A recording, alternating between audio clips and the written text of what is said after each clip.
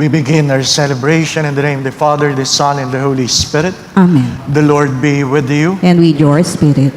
We will now light the second candle of our Advent wreath. The second Sunday of Advent reminds us that the ancient promises are going to be fulfilled here and now. Together with John the Baptist, let us ready and prepare the way of the Lord. May we acknowledge our sinfulness and pride and be pure and blameless, for the day of the Lord is near at hand. Let us pray. Almighty and merciful God, may no earthly undertaking hinder those who set out in haste to meet your Son, but may our learning of heavenly wisdom gain us admittance to his company, who lives and reigns with you in the unity of the Holy Spirit, God forever and ever. Amen. The prophet Baruch portrays Jerusalem as a mother longing to gather her children from exile. Jerusalem is invited to stop mourning because God will make her children return to her. A reading from the book of the prophet Baruch. Jerusalem, take off your robe of mourning and misery. Put on the splendor of glory from God forever. Wrapped in the cloak of justice from God, bear on your head the mitre that displays the glory of the eternal name. For God will show all the earth your splendor. You will be named by God forever, the peace of justice, the glory of God's worship. Up, Jerusalem, stand upon the heights. Look to the east and see your children gathered from the east and the west at the word of the Holy One, rejoicing that they are remembered by God. Led away on foot by their enemies, they left you, but God will bring them back to you, borne aloft in glory as on royal thrones. For God has commanded that every lofty mountain be made low, and that the age-old depths and gorges be filled to level ground, that Israel may advance secure in the glory of God. The forests and every fragrant kind of tree have overshadowed Israel at God's command. For God is leading Israel in joy by the light of his glory, with his mercy and justice for company. The word of the Lord. Thanks be to God. The Lord has done great things for us. We are filled with joy. The Lord has done great things for us. We are filled with joy. When the Lord brought back the captives of Zion, we were like men dreaming. Then our mouth was filled with laughter, and our tongue with rejoicing. The Lord has done great things for us. We are filled with joy. Then they said among the nations, the Lord has done great things for them. The Lord has done great things for us. We are indeed glad. The Lord has done great things for us. We are filled with joy. Restore our fortunes, O Lord, like the torrents in the southern desert. Those who sow in tears shall reap rejoicing. The Lord has done great things for us. We are filled with joy. Although they go forth weeping, carrying the seed to be sown, they shall come back rejoicing, carrying their sheaves. The Lord has done great things for us. We are filled with joy. The Apostle Paul encourages the Christians of Philippi to be pure and blameless for the days of Christ. The Christian faith, lived in joy and faithfulness, is the best preparation for Christ's coming. A reading from the letter of St. Paul to the Philippians. Brothers and sisters, I pray always with joy in my every prayer for all of you, because of your partnership for the gospel from the first day until now. I am confident of this, that the one who began a good work in you will continue to complete it until the day of Christ Jesus. God is my witness, how I long for all of you with the affection of Christ Jesus. And this is my prayer, that your love may increase ever more and more in knowledge and in every kind of perception, to discern what is of value, so that you may be pure and blameless for the day of Christ, filled with the fruit of righteousness that comes through Jesus Christ, for the glory and praise of God. The word of the Lord. Thanks be to God.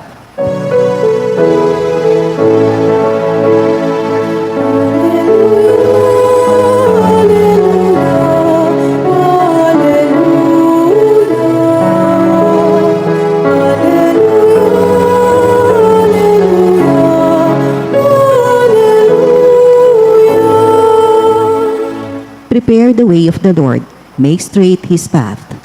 All flesh shall see the salvation of God.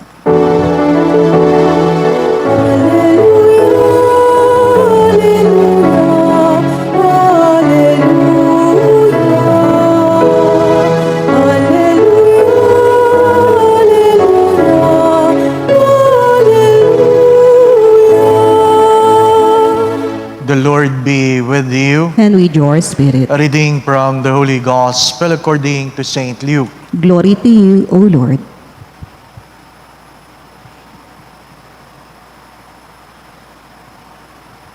In the 15th year of the reign of Tiberius Caesar, when Pontius Pilate was governor of Judea, and Herod was tetrarch of Galilee, and his brother Philip, tetrarch of the region of Euteria and Trachonitis, and Lysanias was tetrarch of Abilene, during the high priesthood of Annas and Caiaphas.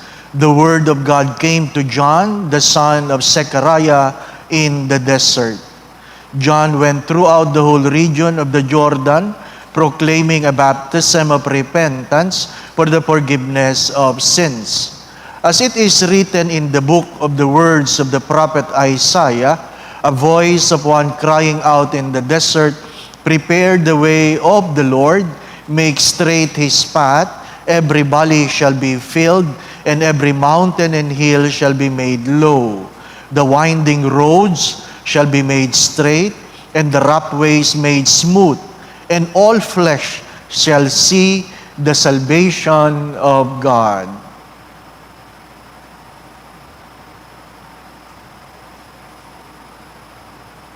The Gospel of the Lord. Praise to you, Lord Jesus Christ.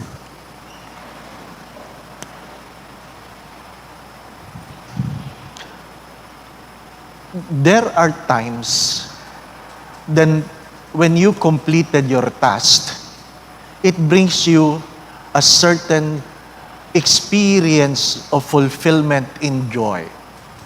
Yung natapos mo ito, ay salamat sa Diyos, natapos din. Pero may mga pagkakataon or maraming pagkakataon na pagkatapos kong gawin yung mga pinagagawa sa akin, it does not end up in rejoicing. Pagkatapos gawin, ang hinihiling ko na lang, pwede bang ako'y matulog na lang muna? Ni ayaw kong kumain. Patang-pata sa wikang Tagalog. Hindi ko alam kung alam niyo yung salitang pata. No? Patang-pata. Lambot na lambot. Pagod na pagod. Dalawang uri ng karanasan. May karanasan na pagkatapos, masayang masaya ka. May karanasan na pagkatapos, gusto mo matulog na lang, ni ayaw mong kumain. Pero may mga karanasan na halos wala kang ginawa. Punong-puno ka ng kasayahan na hindi mo maipaliwanag. Habang pinagninilayan ko ang unang pagbasa, sabi ko, kailan ko ba naranasan ito, Lord? Kailan ko ba naranasan? And a particular experience when I was in Lourdes. Alam niyo, pagpunta niyo doon sa Lourdes, sa grotto ng Lourdes, bibigyan kayo ng pagkakataon kung gusto niyong maligo. Maligo. Pero ang lamig ng tubig. Nadidinig ko yung mga pinapaliguan, sumisigaw. So, naghahalo ka. Dadanasin ko ba ito? Gusto ko ba itong ma-experience? First time akong pumunta doon, so pumila. Hiwalay naman yung pila ng babae at lalaki. Pagpasok mo doon sa kwarto, hubad. Totally naked. Totally naked. Tapos binigyan ka ng tuwalyang basa na. Itatapis mong ganyan. Pagkalamig-lamig. Pagkalamig-lamig. Tapos tutungtong ka na doon sa tubig. Tapos magdadasal. Tapos, nadidinig mo yung mga kabilang kwarto, nagsisigawan. Hinahanda ko na sarili ko kung ano isisigaw ko, sana wag masama. Diba, no? Diba? Anyway. So, nung nagdasal ng ganon, tapos, are you ready, Father? Tapos, inihiga ka. Paghiga mong ganyan, parang binibinyagang ka. Pag ahon mong ganyan, di basang-basa. Iiwanan ka na nila, magbibihis ka. Ang hindi ko maipaliwanag, marahil katulad ng iba na naranasan yon, pag-ahon mo na basang-basa ka, habang nagbibihis ka pa lamang, napansin mo, tuyo ka na. Tuyo ka na. So habang nagbibihis akong ganyan, tinitingnan ko ang sarili ko, tuyong-tuyo na ako. So siyempre, tulala ka na. Sabi, ba't kaya ako natuyo? At habang ako paglabas ko doon sa cubicle, habang naglalakad, hindi ko may paliwanag yung karanasan. So nakangiti kang ganyan, naglalakad ka, nakangiti kang ganyan. Pauwi ako doon sa hotel, nakangiti. Sabi lang ng mga tao, he just came from the bath. He just came from the bath. No? Parang alam na nila na yun ay isang karanasan na nangyayari pagkatapos mong maligo sa tubig ng Lourdes. I do not know. Because it is not an experience of everybody. But perhaps, most of that experiences happened after you go to confession. After you go to confession. What is the second reading trying to tell us? That what God has started in you, He will bring it to fulfillment. He will bring it to fulfillment. Hindi lang isang araw na karanasan. Yan ang pangako ng Diyos sa mga taong sabi nga bukas sa kanyang pagdating at siya'y tinatanggap. Anong meron sa Ebanghelyo? Nadinig ninyo ang pagbasa, binanggit ang mga pangalan ng mga namumuno sa panahon na yon upang magkaroon ka ng pagkaintindi at konteksto na itong mga taong itong namumuno, hindi ito mga taong maayos. Ito ay nagdulot ng kahirapan sa mga tao ng panahon na yon. Alam mo kung by mere understanding who rules, then you know the experience of people during those times. And there, John the Baptist, the son of Zechariah, was shouting in the desert, prepare the way of the Lord. Ano ibig sabihin doon ng Ebanghelyo sa konteksto ng unang pagbasa, ikalawang pagbasa? Ano ibig sabihin? Unang-una, sinasabi ko yan, kapag merong sumisigaw, ibig sabihin, merong hindi nakikinig. Number one. Kapag merong sumisigaw, ibig sabihin, merong hindi nakikinig. Pag sumigaw ang nanay mo, ibig sabihin, hindi ka nakikinig. Ang nanay mo ay nagpaparamdam na sana, hoy, makinig ka. Ano? Kasi may mga bata talaga. Sinisigawan mo na, wala pa rin. No?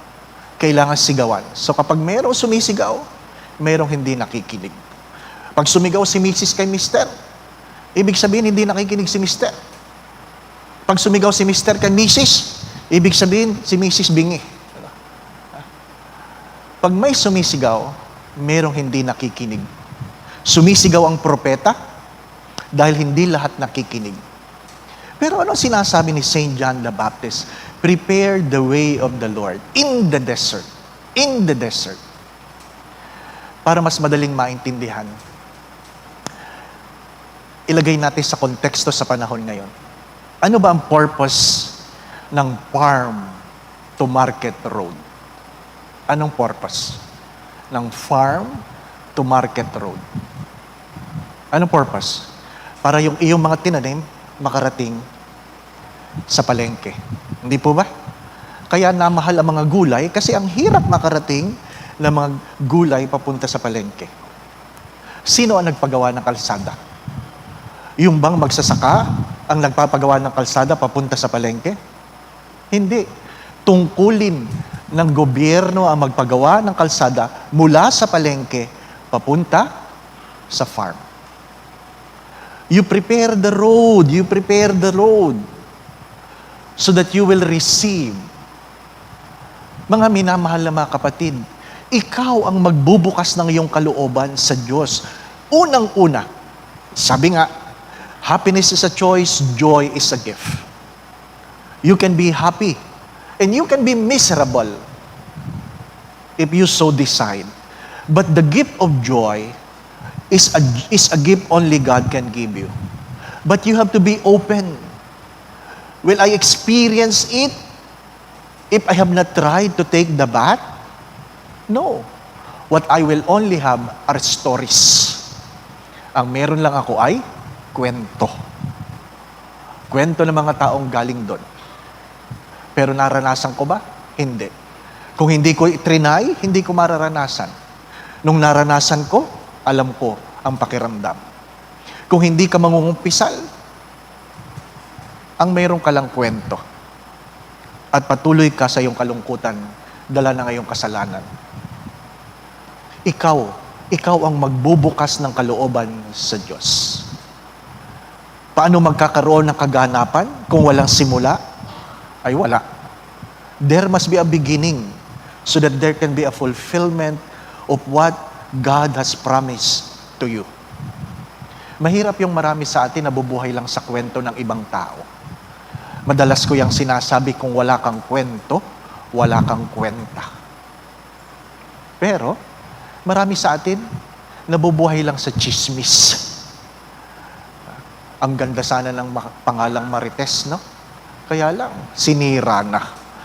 Sinira na ng Facebook ang pangalan mo. Mare, ano ba ang chismis? Kabilang ka na sa mga chismosa, pangalan pa lang. Nakakainis.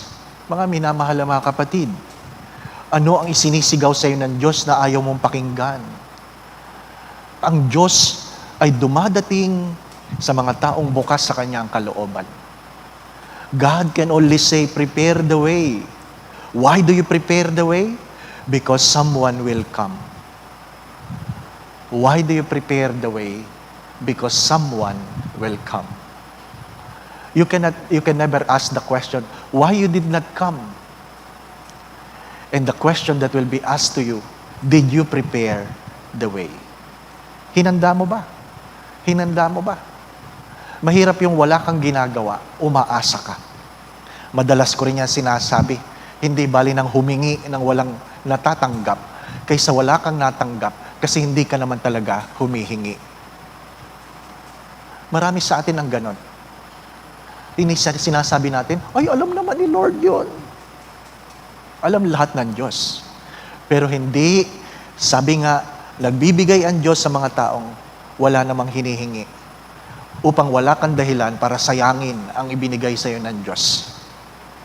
Mga minamahal na mga kapatid, kung naalaala ninyo, tinatanong ng Diyos ang bulag, naniniwala ka ba na kaya kong gawin ito sa iyo? Humingi ka. Humihingi ka na gusto mo makakita. Pero tinanong ka ng Diyos, naniniwala ka ba na kaya kong gawin ito sa iyo? Only then, when the blind man says, I do believe, the sight was given. My dear friends, my brothers and sisters, Advent is the coming not only of graces, but the God Himself who gives all these things to you. But the challenge of the second Sunday of Advent is, are you preparing the way of God so that God can come to your life and to your family? If you have not prepared anything, then don't expect something.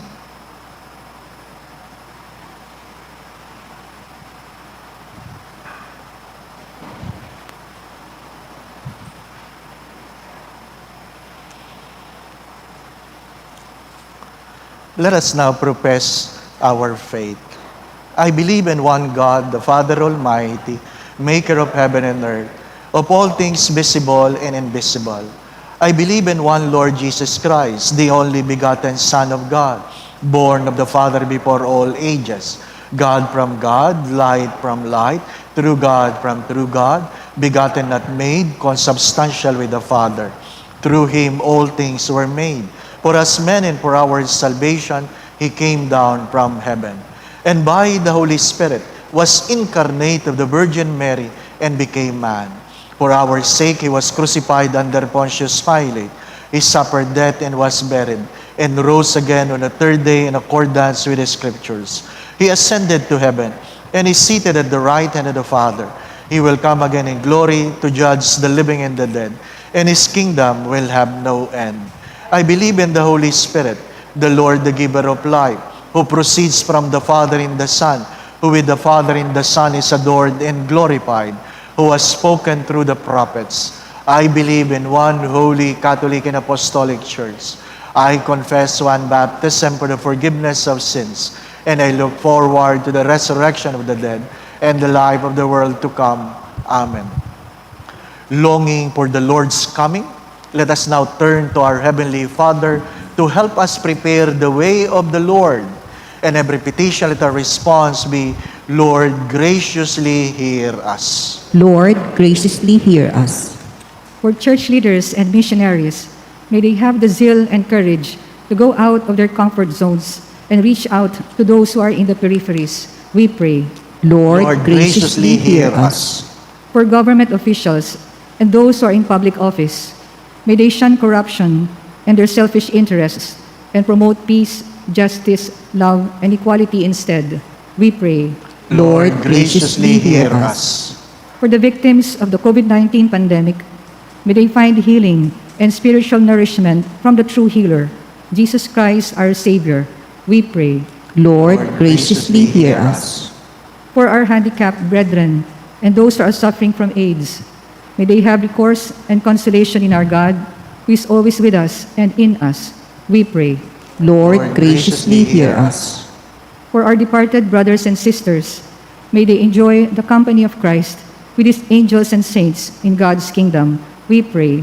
Lord, graciously hear us. Let us pray for the urgent concerns of our community and our personal intentions.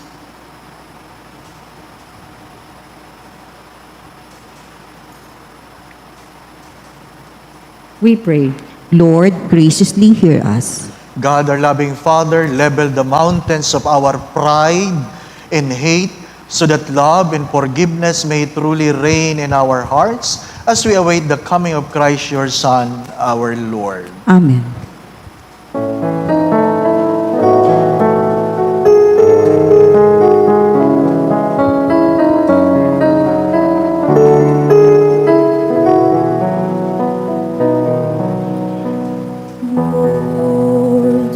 Blessed are you, God of creation, to bless this bread to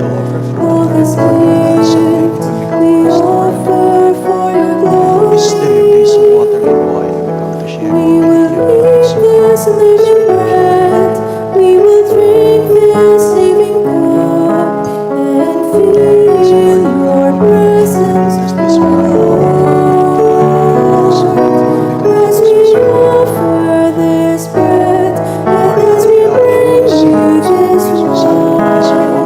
Bless them, Lord Jesus, fill us now, give us life, send us your Spirit, the source of our lives, and together we will serve you with love. The table of the Lord is now prepared. Pray, brothers and sisters, that this sacrifice of yours and mine be made acceptable to God, the Almighty Father. May the Lord accept this sacrifice at your hands for the praise and glory of his name, for our good and the good of all his holy church. Be pleased, O Lord, with our humble prayers and offerings.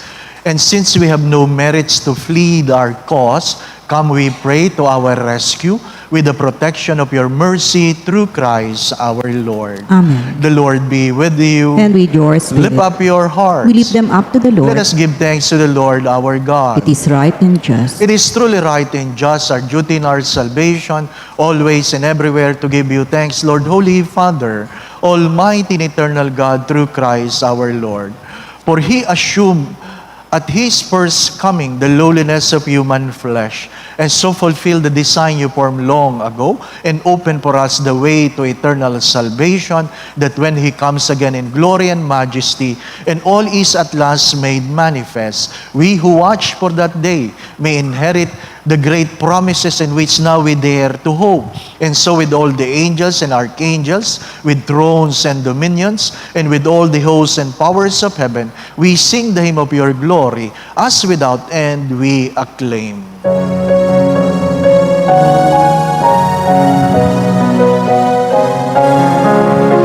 Holy, holy, holy, Lord God of hosts, Heaven and earth are full of your glory, full of your glory. Hosanna in the highest, Hosanna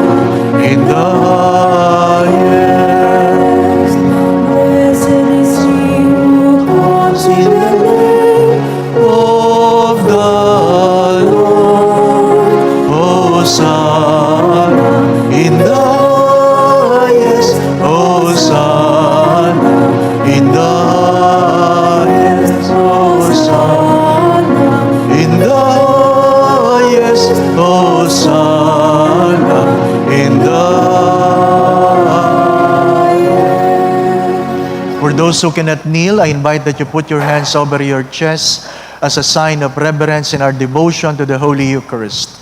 You are indeed holy, O Lord, the fount of all holiness. Make holy, therefore, these gifts, we pray, by sending down your Spirit upon them like the dew fall, so that they may become for us the body and blood of our Lord Jesus Christ. At the time he was betrayed and entered willingly into his passion, he took bread, gave you thanks, broke the bread, gave it to his disciples, saying, "Take this, all of you, and eat of it, for this is my body, which will be given up for you."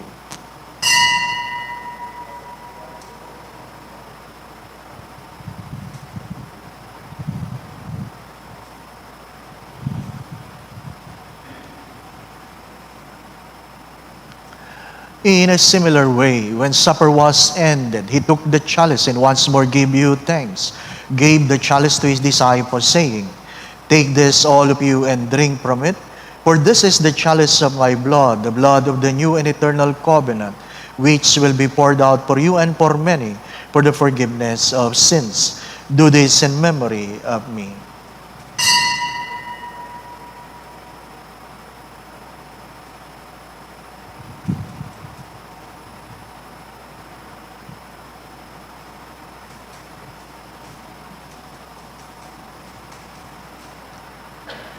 The mystery of faith. When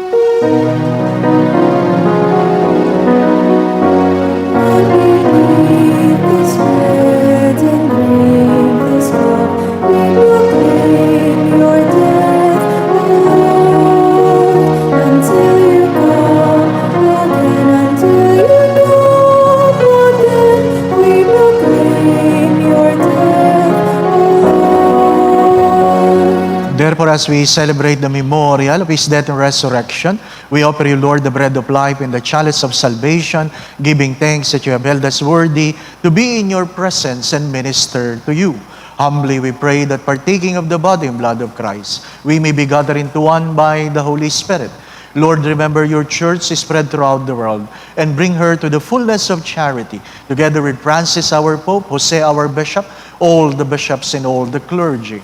Father, please hear the prayers of your children gathered before your holy presence. Let's spend a few moments of silence. And I invite you, brothers and sisters, that you personally ask the Lord for a special grace you want to receive in this Eucharistic celebration. Ask the Lord.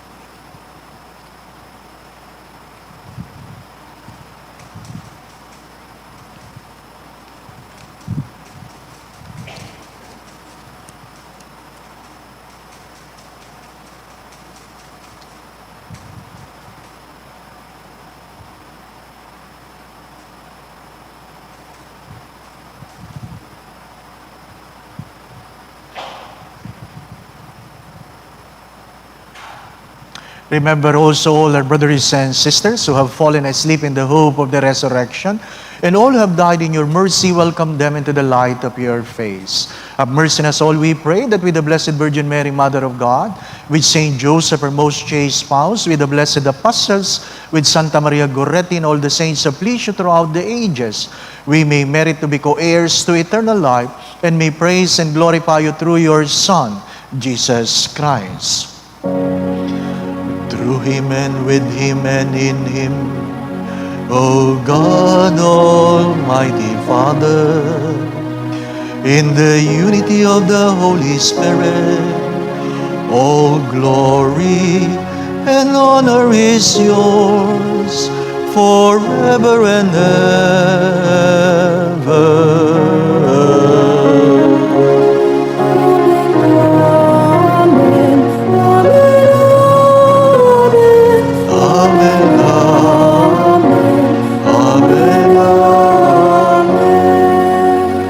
Gathering all our prayers into one, let us now pray to the Father in the very words our Lord Jesus Christ taught us.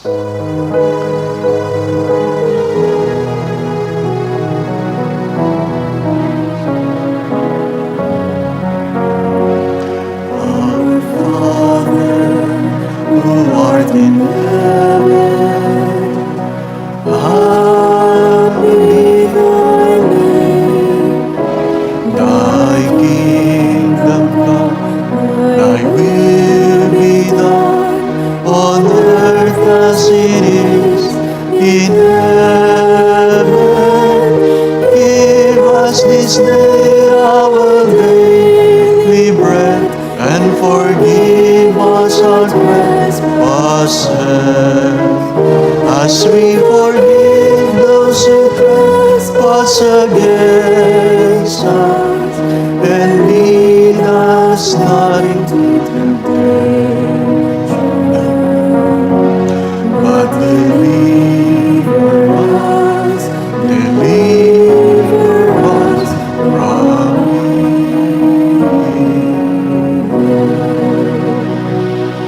Deliver us, Lord, we pray, from every evil. Graciously grant peace in our day, that by the help of your mercy, we may be always free from sin and safe from all distress, as we await the blessed hope and the coming of our Savior, Jesus Christ. For the power and the glory are yours now and forever. Lord Jesus Christ, who said to the apostles, "Peace I leave you, my peace I give you," kindly look not on our sins, but on the faith of your church, and graciously grant us peace within our hearts, peace in our mind, peace in our own homes, in our own families, peace in our workplace, peace in our community, peace in our country and in the world, and grant unity in accordance with your will, who lives and reigns forever and ever. Amen. My brothers and sisters, the peace of our Lord be with you always. And with your spirit. Let us now bless one another by giving each other the sign of peace. Peace be with you.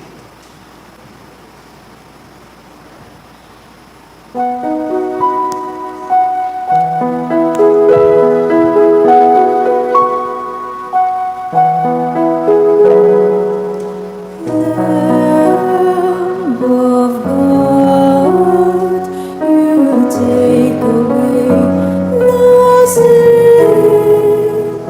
of the world. Have mercy on us. Lamb of God, You take away the sin of the world. have mercy on us. Lamb of God, you take away the sins of the world. Oh, grant Grant us your peace. Brothers and sisters, this is Jesus, the reason for our Advent, the Lamb of God who takes away the sins of the world. Blessed are you who are invited here to receive Him in Holy Communion. Lord, I'm not worthy that you should enter under my roof, but only say the word and my soul shall be healed. May the body and blood of Christ bring us to everlasting life. Amen.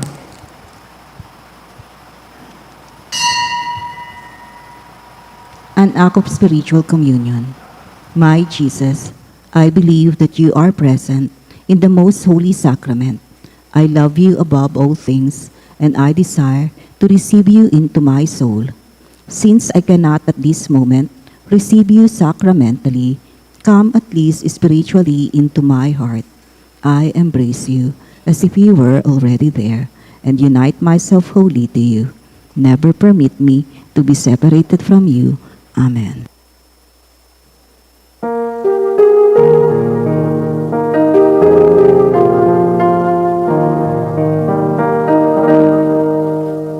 Kay kulon mga ng mundo,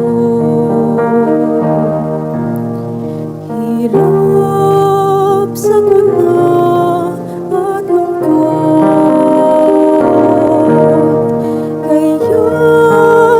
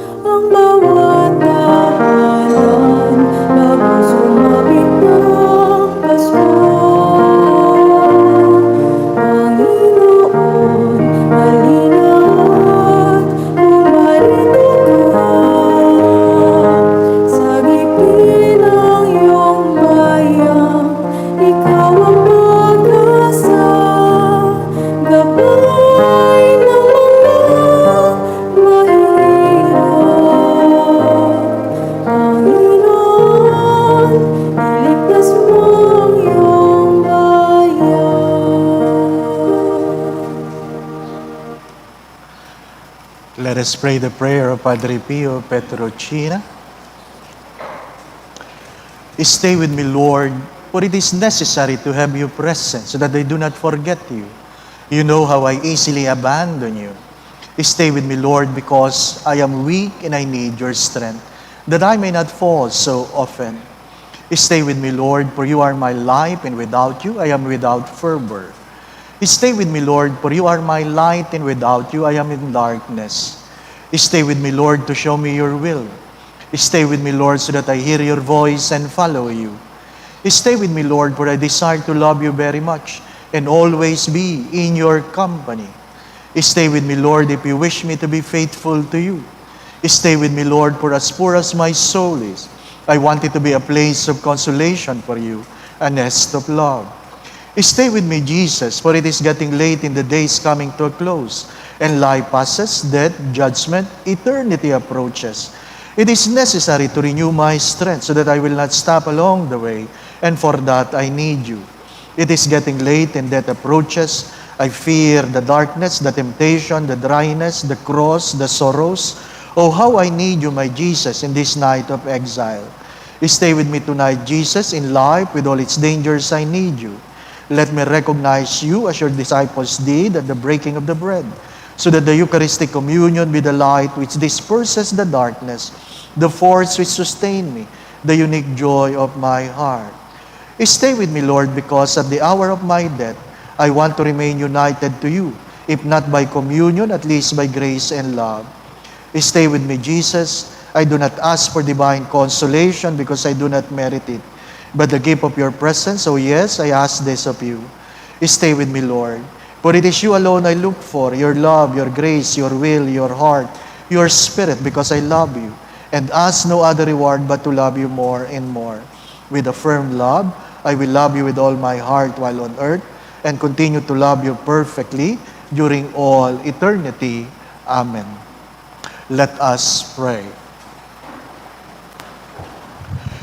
Replenished by the food of spiritual nourishment, we humbly beseech you, O Lord, that through our partaking in this mystery, you may teach us to judge wisely the things of earth and hold firm to the things of heaven, through Christ our Lord. Amen. Prayer for our family. Dearest Father in heaven, bless our family and bless us with new beginnings. Smile upon our parents and surround our children with the soft mantle of your love. Teach every child of ours to follow in your footsteps and to live life in the ways of faith, hope, and charity. We ask this through Christ our Lord. Amen. Kindly mention your intentions.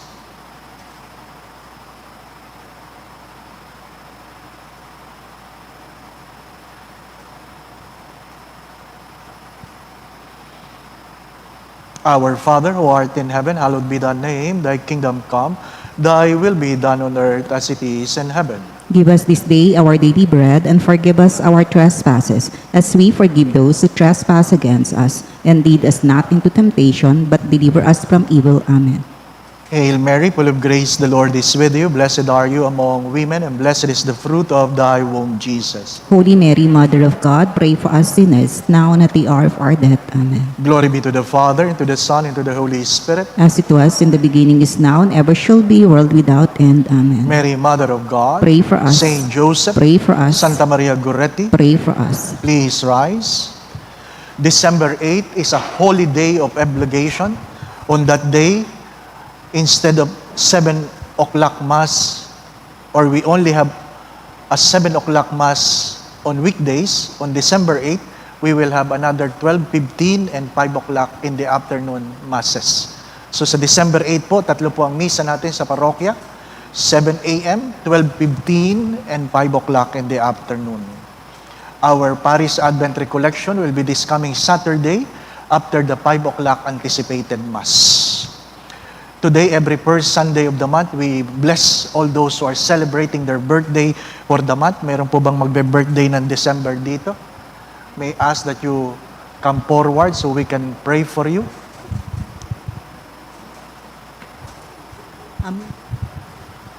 December birthday celebrants. May ipin o wala? Yung pong mga nasa bahay, joining us online, may ask your family that you stretch forth your hands towards those who are celebrating their birthday.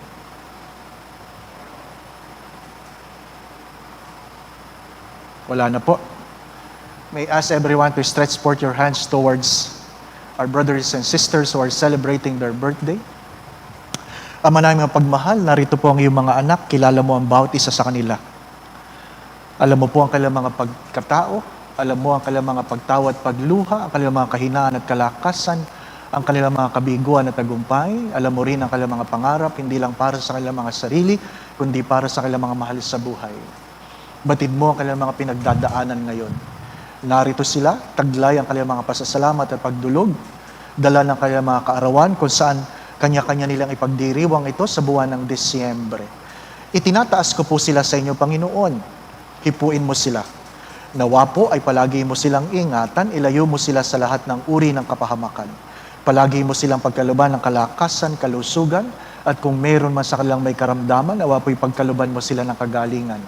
Gabayan mo sila sa kanilang mga iniisip at ginagawa. Kung meron man silang suliranin o problema, naway tuwangan mo sila, alisin mo po ang kanilang mga pagtatakot at pangamba, dagdagan mo po ang kanilang mga pananalig at pananampalataya sa iyo. Lord, birthday nila. May kanya-kanya silang mga panalangin. Nawa po, kayo na po ang magregalo sa kanila. Naway masorpresa mo sila, dala ng inyong mga pagmamahal. Kung ano man po, Panginoon, ang makabubuti, makababanal, makasasaya, makauunlad, makasasagana sa bawat buhay na nagdiriwang ng kanilang kaarawan, nawa po, Panginoon, may pagkaloob mo sa kanila. Idinudulog ko na rin ang kanilang mga pamilya, saan man sila naroroon. Nawa po ang kanilang mga pamilya hindi pasaway. Nawa po ang bawat pamilya na meron sila ay pagharian mo ng pagmamahalan, pagkakaisa, pagkakasundo-sundo. Kapayapaan, kasayahan, puspos ng pag-ibig at kasaganahan.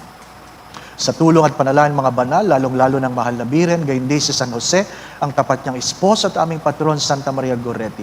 Pagpalain mo po itong iyong mga anak, sa ngalan ng Ama at ng Anak at ng Espiritu Santo. Amen. Happy birthday. Thank you. Thank you. Happy birthday sa atin. May you have many more happy birthdays to come. Going back to what I've said, kung merong sumisigaw, ibig sabihin merong hindi nakikinig. Paano mo maririnig ang Diyos kung ang nanay mo nga hindi mo naririnig? Paano mo maririnig ang Diyos kung ang iyong asawa hindi mo naririnig? May mga nanay din hindi nakikinig. Habang tumatanda, pasaway. Hindi nakikinig sa mga anak. Sabi ng mag-face mask ayaw. Hindi ako makahiga.